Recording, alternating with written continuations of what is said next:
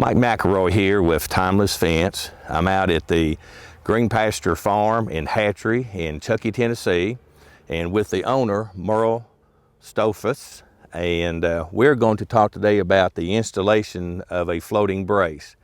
And Merle has installed several of these throughout his fencing project in the last week or so. So what I'd like to do is have Merle explain what he's done here as far as, you know, the actual installation. We're going to go step by step. We'll talk about the depth that these posts are in the ground with the bag of Quickcrete, how he determined the length of his brace and all that. So Merle, if you would, and thank you for having us out here at your farm, and if you would, talk to us a little bit about the installation and the step-by-step process. Okay, first of all, we got a 7-foot H post here, and our hole is 3 feet deep. I used a 6-inch auger on here. You can use an 8 or 10 inch as well, and 3 feet deep on the H post with a bag of Hatchery. Now, why did you go 3 foot deep? Well, I was wanting the 4-foot height on my fence post. So it can match your T-post, right? So it can match the T-post. The height is all the same throughout the farm. And so, yeah, just then I backfilled with dirt if there was any room left over from if the Hatchery didn't quite fill up the hole. And then for my brace here on the floating brace is a 6-foot. I bought a 6-foot H post, and to determine my height here on my post, I determined where my strands of wire are going to be, and I went the top post to the top hole on the post, and then went down 5 holes for my second one. And that's why you want to have your brace below the second wire. So no matter how many strands of wires you're doing, or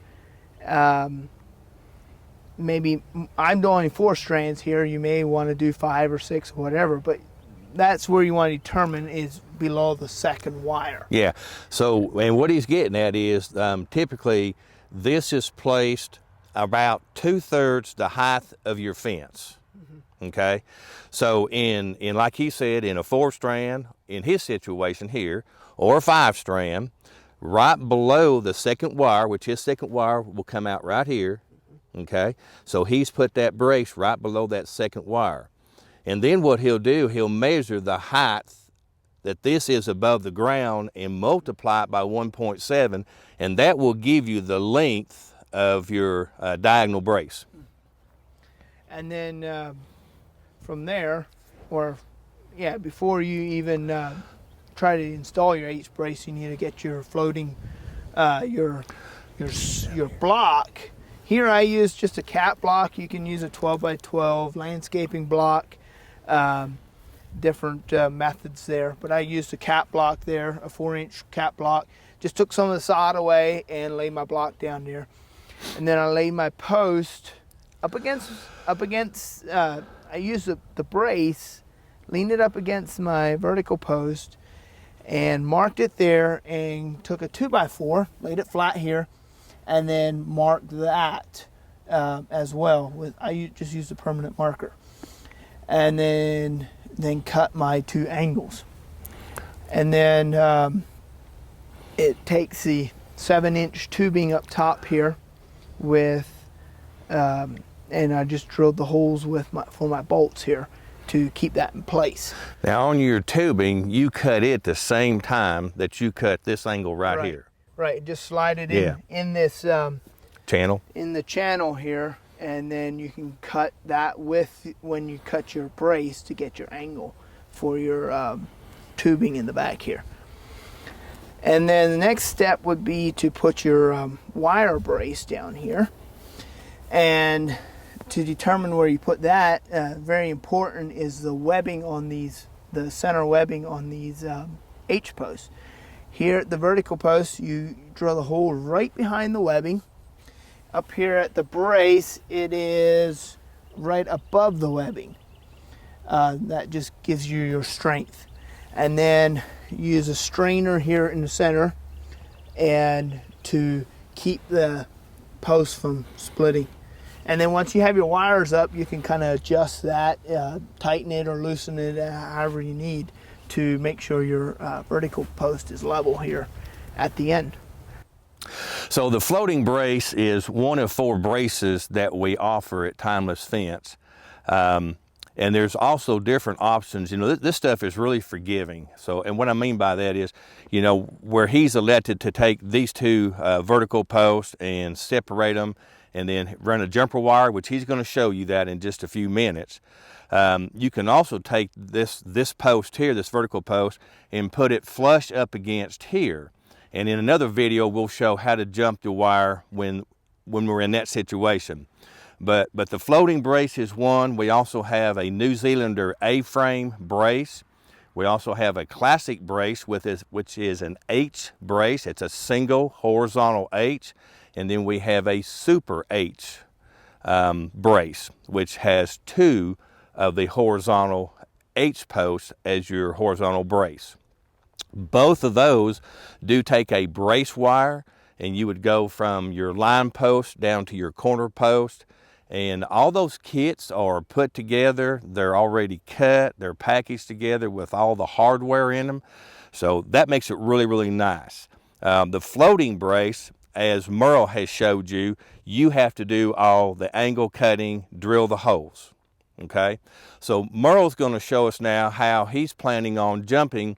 So the current's coming from this direction, and then we've got to get it to flow to this direction, and he's got several other corners around here. So Merle, show us how you're going to do that. Okay, for the next step, we want to show how to jump the wires from one post to the next, or one in a corner here. So there's a couple different options here. The first one I'm going to show you, I'm here in the from where the electricity is coming. I just left I used a gripple and left my wires extra long here, and then I'm going to use that to jump over to the next corner here, and just show you how to do that. Just slide it into the other gripple here, just like that. And another option you can do is here, you can bend this piece of wire here to just, it's just a safety precaution that if those wheels and those gripples would slip. So that would be one option when doing it this way. Then another option would be is to determine both of them and determinate both of them, and then just use a separate wire to go into the gripples from one gripple to the next. Okay, so we had the demonstration now, the explanation on how to install the floating brace. One thing I want to bring to your attention is always remember that 2 end braces, we got one coming this direction, one this direction. At this point, they make up a corner, okay? All of our braces do that, whether it's a New Zealand A-frame, the classic or the Super H. You can separate them like this, you can put them together, but always 2 end braces make up a corner. When you order end braces or corner braces from us, you're always going to receive them as an end brace. So if you order 4 corners, you're going to end up with 8 end braces in your packet. Okay, so I think that I appreciate Merle and his explanation on how he hooked up the continuity and get the energy flow through here. I just want to let you know that we do offer assistance in planning your fence. If you can provide us a Google map or a drawing or anything like that, we do have a few questions that we would ask you, and we'll be glad to help you in your future fencing projects. If there's anything that we can do, any questions that you have, you can give us a call at 800-788-4709. Thank you and have a good day.